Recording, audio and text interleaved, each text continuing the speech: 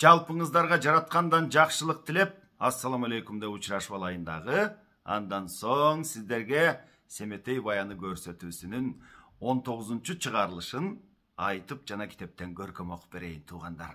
Алгач бүгүнкү көрсөтүүнүн демөөрчүсү менен таанышып алыңыздар. Бүгүнкү биздин Семетей баяны көрсөтүүбүздүн 19-чу чыгарылышынын демөөрчүсү химия илимдеринин кандидаты Малик Нишанов агабыз. Агабыз учурда чет мамлекетте иштеп жүргөн кез экен. Малик ага, кайда жүрбөңүз Кудай жалгасын, ишиңиз ийгиликтүү болсун. Эмесе туугандар, токтогон жерден көрсөтүүнү улайлы. Ошентип Семетей менен Гүлчоро кезигишип, баягы кучакташып, көрүшүп, ыйлашып, сыкташып, муну ушинтип турганда Бакай абаң анан Семетейге келип акылдашты. Экөө биригип, тетигил Ауке менен көбөшкө бармак болду. Булар жолдо келе жатканда кадимки Манастын карындашы Кардыгачка кезигишет. Кардыгаштын тарых таржымалын мен өткөн көрсөтүүдө айтып бергем. Ошол илгери кыргылчал ушак чыгарып, Каныкей менен Чубак таластын суусун бойлош болгон турбайбы? Бу куруп калган экөө ойнош болгон турбайбы деп баскан турган жеринде айтып жүрө берип, бул сөзгө Манас ишенип, Каныкейге каттабай аны 6 ай салбар калтырып койгон экен.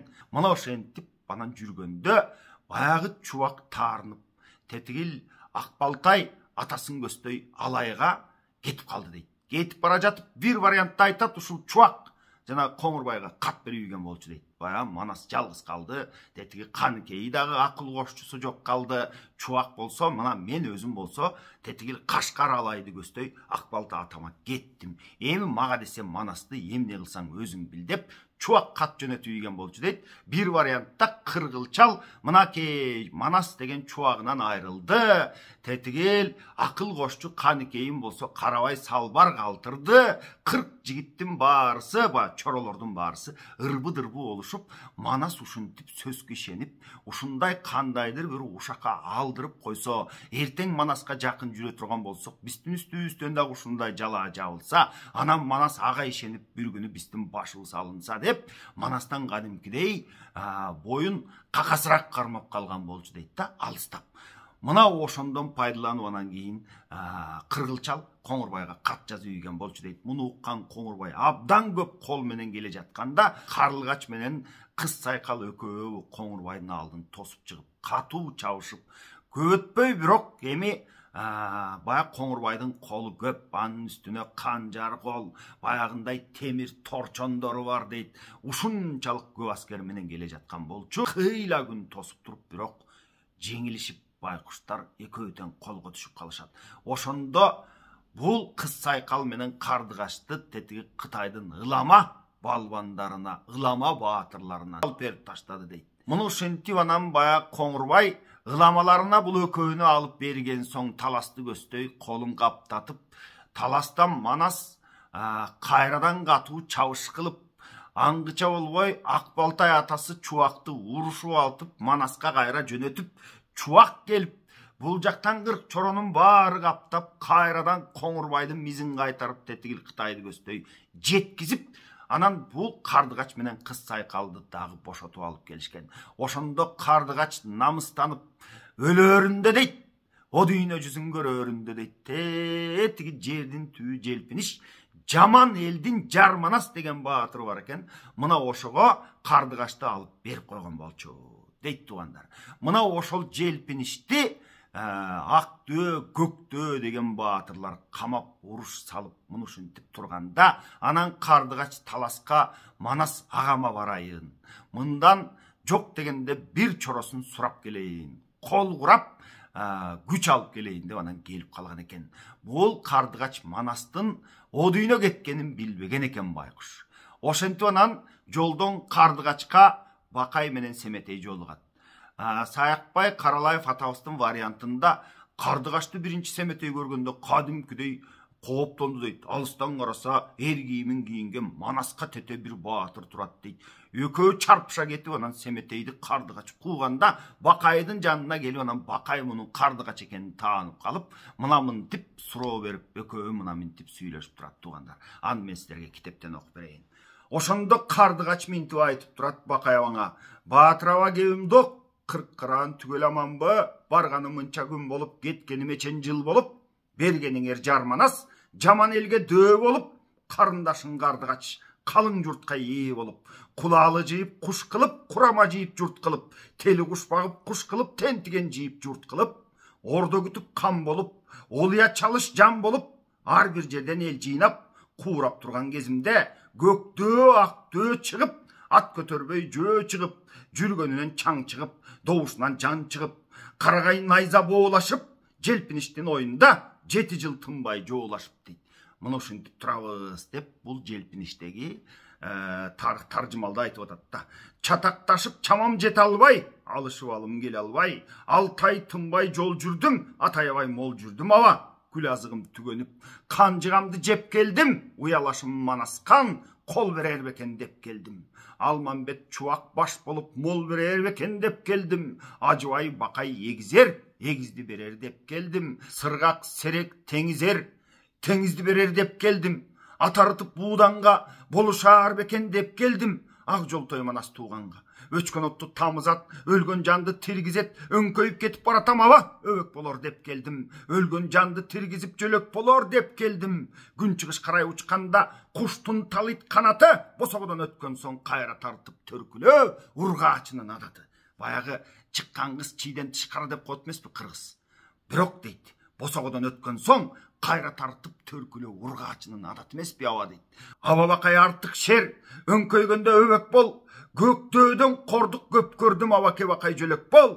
Өчкен отты тамызғын, өлгөн жанды тиргизгин, қаулан бақай сенелен қарауылғы шығып қағышқан қарды қачып бейбақ менелем.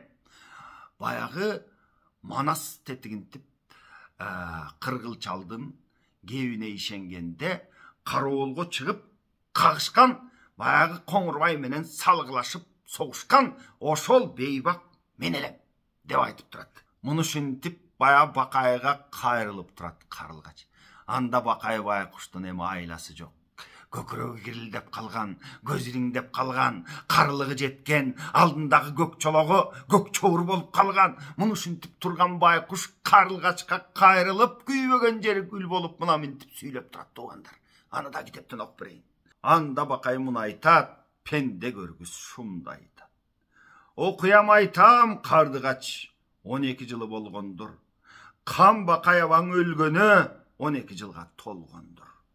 Қалың қазған орымды, қайнатқан құдай шорымды, емуш жерді жақшылап, тыңшауып тұрыңыздар туғандар, тегіл Бейжинге барып, Бейжинде алып, қақанды чап, мұны үшінтіп есейін тап, ал жақта қайсыл батырлар өлгеніне чейін бақай, қысқа ушыл жерді айтып береді да, ұғып тұр қардығач балам сонынды. Менің қазандай қара чоң бөркім, чөп болғанда келіпсің, дөлөтімден менетім, көп болғанда келіпсің, көр азабын тартайып, көрерімде келіпсің, көдөнім кетіп кирилдеп, көзім кетіп иріңдеп, енін өлерімде келіпсің. Семетей келіп жаныма оңылғанда көріндің, сай көк жалдың барысы жоғылғанда көріндің, өлбөй жетпей бақайған оңылғанда көріндің. Ушу күнді қан бақай, батырлық кетіп ерде жоқ, кепінің киіп чоң бақай, чирип жатқан жерде жоқ. Қардығач балам, кебімдік, қан қорың манас барында, түнөріп жатқан чоң Бейжин түс кіріп найза сұңғанда, түйшігін қымбат тозоқтың, жандың азат қылғанда, Сулайман Тейбес Бейжинден сұрағын алып қайтқанда, Искендер Тейбес Бейжинден іштетіп алып қайтқанда, топон су жетпес Бейжинге тополон салып қайтқанда, алтын менен күмішін жүктей албай тартқанда, ағача келін сұлуғы сүптей албай қайтқанда, Бейжинге кіріп белгі алып, бет алып, Бейжин жерді алып, беренсінген қара көк, Бейжинден нечен шерді алып, алтын ешік дарбаза, аким түшіп ордалып, атыменен тақалу, ат жетпеген жорғалып. Күмішін таштап, дилді алып дейді, күмішін албай, жалаң алтынын алып деп атады. Ичке бұтту ген көйнөк, Қытайдан тей-тей қысталып дейді. Емі туғандар, ичке бұтту буттуу тей кыздар болот экен туугандар. Ал жөнүндө YouTube'дан, интернеттен карасаңыздар да болот. Аны лотос буттуу айымдар деп айтат. Кытайда жалаң ушундай ак сөөктөргө бере турган атайын кыздарды чоңойткон. Алар өздөрү дагы ак сөөктүн кыздары болгон. Анан буттарын атайын катуу мындай бир капка кийгизип кичинекейинен баштап буттарын тумтуйтуп ушундай ичке кылып чоңойтуп алар араң эле басышкан. Мына ошол кыздарды анан кийин ак сөөктөрү аялдыкка алышканда мунарык түшкөн Бейжиңге бузушуп жатып кайрылып, бурулуп алтай салышып булдандардан айрылып, кече былкылда куурай бышканча, мыйзамдын күлүң учканча, мыктабай за сунушуп, тынбай алтай урушуп, каканга кирип кайрылып, караң күндү көргөнбүз балам, кабыландардан айрылып, деп Бакай тетиги Кардыгачка болгон окуянын баарысын айтып берип жатат. Кайнап жаткан кагышка, карсылдашкан чабышта, топурак учуп таш күйгөн тозокту тарткан барышта, топурак кулап канагып, тополоң түшкөн салышта, кызырлуу Бейжиң шаардын кыясын чалып кайрылып, кызыкты көргөн чоң Бакай кыраандардан айрылып, ошол тозок согуш болгондо муз бурчак көк жок кан өлүп, Бейжиңге каттаган жандым бар өлүп, көкөтөйдүн бок мурун ир жалгыздан бул өлүп, кабарман өлүп, кан өлүп, каканга каттаган жандым бар өлүп, кызыр чалган жол өлүп, Бейжиңге каттагандым бар өлүп деп Байкуш Бакай көкүрөгүн дирилдетип, ай байкуш сакалын бириндетип, муну ушинтип көзүнүн жашын төгүп Кардыгачка ушул кептин баарын айтып турду. Асыл Манас ай көлшер, Бакайга наалат күн салган ошо жер балам. Ошо чоң Бейжиңдин кырындан ак кулаң оккоң учуруп Алмамбет шейит кечирип, кармашып жүрүп, кайрылып, караң кылып олтурган кан чубактан айрылып, деп Бакай байкуш өзүнүн ичиндеги бугун тетигил Кардыгачка минтип айтып жатат. Бөлөк журт Кытай көп манжу бөлүп айдап кайрылып, 20 жашка келди эле, эр сыргактан айрылып. Серпишип серегер өлүп, баатыр бозуул тең өлүп, күлкүчү күлдүр шер өлүп, чоролордон 12 мыкты бек өлүп. Ошол чоролордун ичинен 12си ошол чоң казакта өлгөн экен. Жүлүндү четтей чаптырып, менин Айкөлүм Манас кан өлүп, мен жүрөмүн Кардыгач төө кайтарып кайгырып. Төрөлөрдөн айрылып, өлөйүн деп өлө албайм, өз жанымды кыя албайм. Күн ачылбас түн көрдүк, эчки тонум этимде балам, жаргакшымым көтүмдө. Балам ботом Кардыгач бүгүн көргөн эртең жок, ушундай экен дүйнө бок. Санынча Бакай минтип турганда Кардыгачтын көзүнөн жаш төгүлүп, ой айланайын, бу дүйнө кыяматтай көрүнүп, муну ушинтип турду. Мына ушинтип баягы Манастын жалгыз карындашы Кардыгачка Бакай менен Семетей жолугуп, акыбал жайды, абалды түшүндүрүшүп, анан күнүм болжошуп дейт, эже деп айтты дейт Семетей. Мен сөзсүз сизге жардамга барамын. Бирок бул жактагы акыбалды карагын деп, муну ушинтип түшүнүшкөндөн кийин Кардыгач бая Абыке Көбөш ал тарамга барбай жолдон кайтмак болду дейт. Экөө күндү болжошту, мезгилди болжошту, Семетей сөзсүз артыңдан барып сага кол кабыш кылам деп, мына мынтип сөздү бүтүрүштү дагы, анан Кардыгач кайтып кетти дейт. Окуяны андан нары улайлы туугандар. Тетиги көк жайыкта Абыке Көбөш, Чыйбыт, Кочкор, Адыбай, Көлбай ал тарам эмне иш кылып жатат, ошону айтып берейин. Манас өлгөндөн кийин Көбөш катуу көптү дейт, манчыркап, кыйратып койгон немедей, абдан чоң дасторконду жайдырып, үйдү тиктирип, анан тетигил Кытайдын арагынан алдырып, чала кызуу болуп алып, кыргыл чалды баш кылып, 40 чоронун баарын чакырып алып, анан ортодо туруп баягы бийлигине манчыркап, мастыгына манчыркап, мактанып жатат дейт. Дейт, кыйының Манас барында, 40 жерден келген жан элең дейт. Эми баягы Манастын чорлорун элестетип алыңыздар. Манастын барында тетигил Бейжиңде калчылдатып турган чоролор. Канчаны көргөн чоролор, канча согушту көргөн чоролор, ошолор Көбөштүн алдында отурушат. Анан Көбөш кедеңдеп мактанып турат тетигил чоролорго. Ошо көөдөгүң Манас барында, качан мендегидей кан элең дейт. Тетигил ала көөдөк Манастын барында, силерди качан сыйлап койду эле деген сөздү айтып атат. Дейт, ошо манастын барында кордукту көрдүң, карыңар тукумсуз өттүң барыңар. Атаңдын көрү 40 чора, күнүңөр келди, күлүп ал. Менин бул кызматым билип ал деп муну ушинтип мактанып турат. Чоролор отурат үңкүйүшүп. Кырсыгың азыр чечилди. 40 чора кымбат билип ал. Маңдайга чыксам мен көбөш, чоңдугу тоодой урамын. Ушу кезде мен өзүм эмне болуп турамын. 40 чора кыдырата сынагын, манастын тушу кандай чак, менин тушум кандай чак. 40 чора бүгүн сынагын, 40 чора ырдап берген ырыңды дейт. Ыймандай айткын сырыңды. Манастын кези кандай эле? Азыр менин кезимде кандай болду, я? Манастын кезинде ушул менин кезимдей жыргал заман болду беле? Ушул менин кезимдей жыргадыңар беле? Деп муну ушинтип мактанып турду дейт. Ошондо баягы чоролордун эми баягы ушунчалык ичинен кан өтүп турса дагы, башын өйдө кылып бир нерсе деп сүйлөй албайт дейт. Күп этип суктанып көбөш минтип турганда кыргыл менен Тазбаймат кошомат кылып жорголоп, көбөштүн колтугуна корголоп. Кыргылды Кудай урганда, кошомат кылып турганда, кайран кыргыл канетсин, кайрат кылып камалбай. Же кара баскан алтоонун бир эрдигин таба албай дейт. Тетигил Алке, Көбөш, Чыйбыт, Кочкор, Адыбай, Көлбайдын манаска салыштырар бир эрдиги жок дейт. Эмне айтып кошомат кылсам экен деп, бирок колтугунан чыкпай, корголуп ошонун жанында кошомат кылып атат дейт. Айтарга сөз жок болсо дагы, ушинтип кошомат кылып турат. Анан башы тибеле жерге кирип кетейин деп атат дейт да. Көрсө көзгө көз келбей, айтайын десе сөз келбей, же токунуп чабар тердик жок, же топ жарылткан эрдик жок. Көп уялып кыргыл чал, кырынан кетип кулады, Кудай урган Тазбаймат жерди чукуп турганы. Айтайын дейт, манаска салыштырайын дейт, эч нерсеси жок. Жерди чукуп, башын ылдый салаңдатып ушинтип олтурат дейт да. Кан манастын 40 чора тиктесе бирөө унчукпайт, кеп айтпайт бирөө көбөшкө, тилден калып калышты. Кыргыл башты карсы кыйшалактап жер чукуйт 40 чоронун барысы.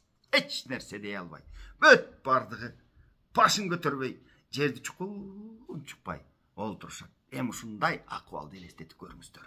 Бир убакта баягы шууту менен анан кийин Романдын ырчуулунун жаңы чыгып кетти дейт. Эй! Канкор манас барында өтүп кеткен күн кандай? Сүйлөбүгүн көбөшкан сууга талкан чалгандай.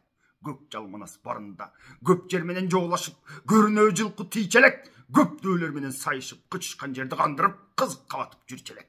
Сиздин ушул көкөргө куйган аракка көп жиндер кармап баратса, оозунан кармап маңдайга шаркырата сүйчелек дейт. Эй, Канкор манастын барында ушинтип арак ичип корболуп олтурчу эмеспиз деген сөздү айтып атат да. 40 чора жыйдың, кам болдуң, Көбөш аба, качан эрдик кыласың? Ушу кебиң бекер кеп, Көбөш аба арагың мактап турасың. Кече Канкор манас барында, кабылан аман чагында, атаңдын көрү 40 чора жабыла кондук таласка, чора болдук манаска деп, тетигил шууту мына мындай сөздү айтып 40 чорону кыдырата тиктеди дейт. Баягы чоролор байкуш көзүн ала качат. Ат семиртип ык болдук, айылдаш конуп 40 болдук. Жолборс манас барында жоону бирге жоолаштык, доону бирге доолаштык, чалгынды бирге чалыштык, чапмадан жылкың алыштык. Кабылан манас шер менен качан көңүл калыштык. Өлүмдө бирге өлүштүк, жыргалды бирге көрүштүк, жылас болгон олжону арага таштап жиберип, кат жарып бирге бөлүштүк. Эй, чоролор, деп мына минтип. Абыке менен Көбөштүн өңү бозоргон, берен манас көк жалга бет алган пенде сулады, беттешип келген кулады. Ал манастын дүмөгүн деп сөзүн улады шуут. Баягы 40 чорадан көзүн албайт. 40 чорону намыска чакырып турат. Өзү болсо манастын барындай чыйралып кайраттанып алган. Бейле угуп алганда каканчындын бейжиндин карканы ыйлады. Манаска тең эл болбойсуң, эй Көбөш!